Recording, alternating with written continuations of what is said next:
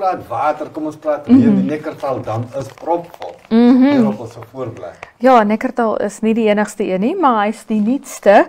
Hulle sê daar is 70.959 miljoen kubieke meter in Neckartaldam. So hy's behoorlik vol. Behoorlik vol. En ek sien daar, watter een was dit, die Swakoppoort, 104.4% vol, as dit moontlik is. Maar so gepraat van baie reën, die Ifunja is hier, ons voorblad, die hoofstorie is 'n seën en 'n vloek. Ja nee, dit is moeilik as jy sien jou huis verspoel so. Ja, maar dis een van daai dinge wat ons weet die Ifunja kom.